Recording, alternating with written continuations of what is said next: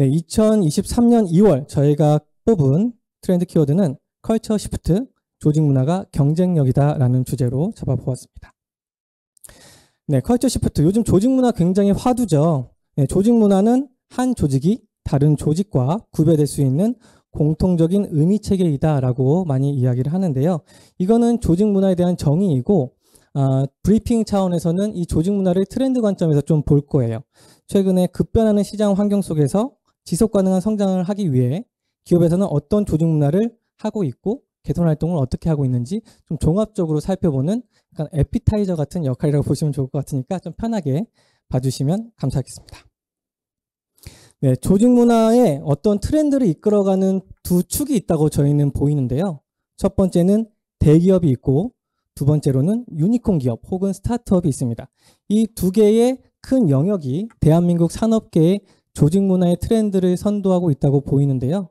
조직 문화의 흐름을 쭉 보면 이론이나 혹은 방향성이 정립되는 것은 1990년대부터 2000년대 초반까지 많이 이루어집니다. 저희가 이론적으로 보고 있는 그런 다양한 조직 문화의 툴들은 대부분 이 시기에 많이 이루어졌고요. 그리고 2010년경에 우리나라에도 조직 문화가 굉장히 확산되기 시작했습니다.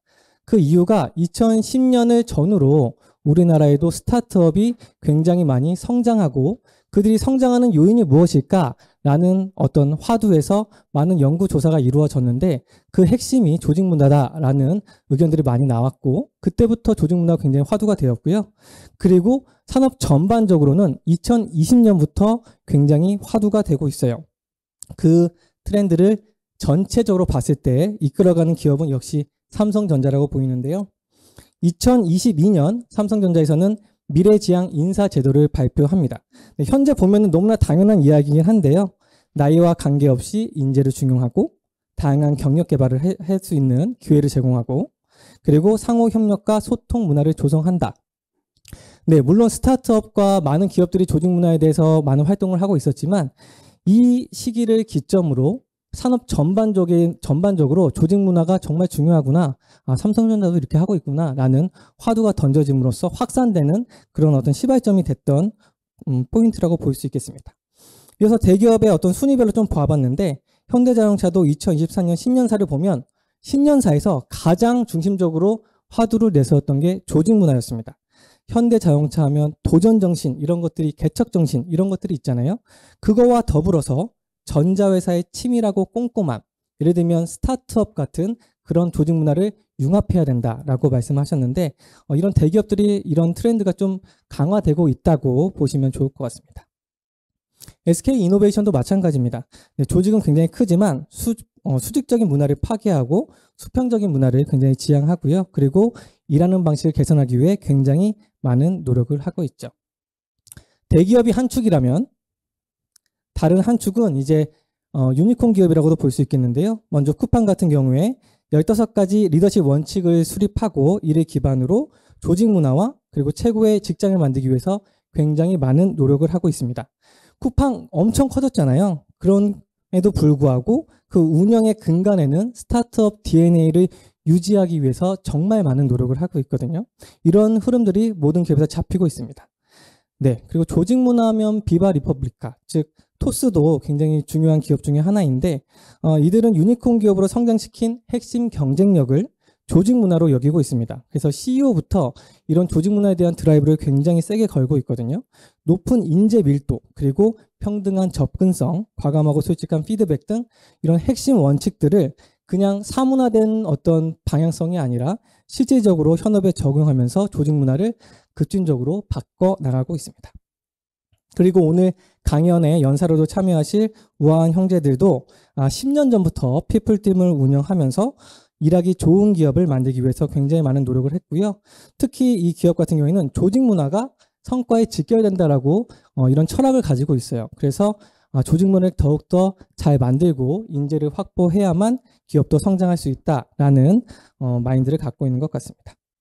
이렇게 서두에 말씀드린 것처럼 대기업 그리고 유니콘 기업들이 한국의 조직 문화 이런 트렌드를 선도하고 있다고 보시면 될 것 같습니다.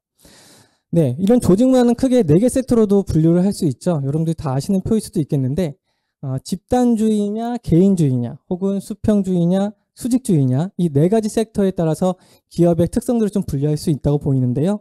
수직 개인주의적인 어떤 문화 같은 경우에는 경쟁의 키워드입니다. 그래서 상호 경쟁을 통해서 기업을 발전시키려고 하고, 집단 수직적인 기업들은 위계질서가 굉장히 중요하다고 생각이 됩니다. 그래서 하나의 방향을 위해서 모든 직원들이 일방향으로 나아가는 그런 문화가 구축되어 있고요.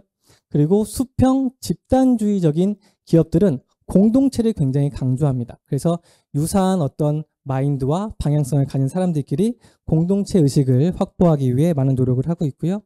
마지막으로 수평 개인주의적인 문화 같은 경우에는 상호 대등한 관계에서 자율적 활동을 하고 개인의 자율성과 책임을 굉장히 강조합니다. 그리고 어떤 지위의 고하보다는 그 개인이 갖고 있는 능력에 따른 리스펙트, 그 존중을 굉장히 중요시 여기는데요.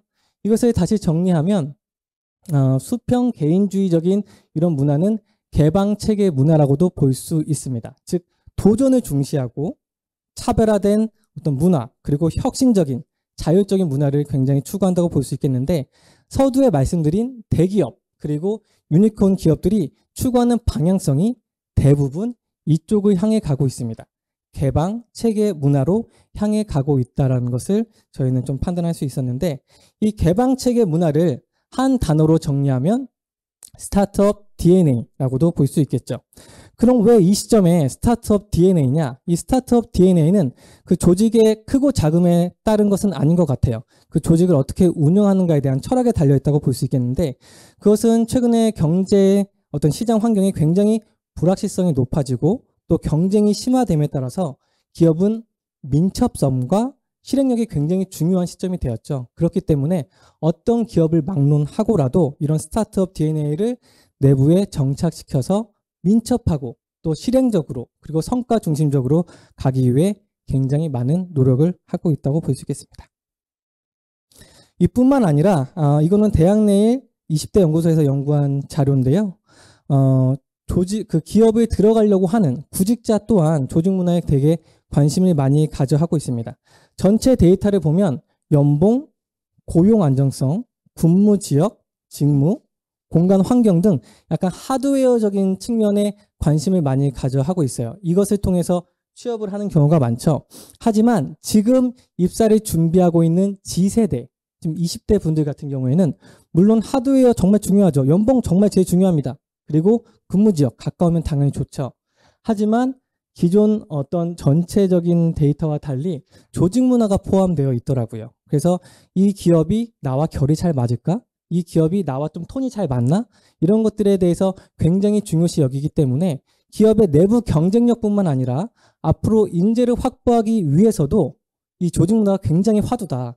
이것은 되게 명백한 지금 현재 시점의 기업 산업의 어떤 트렌드다라고도 볼 수 있겠습니다.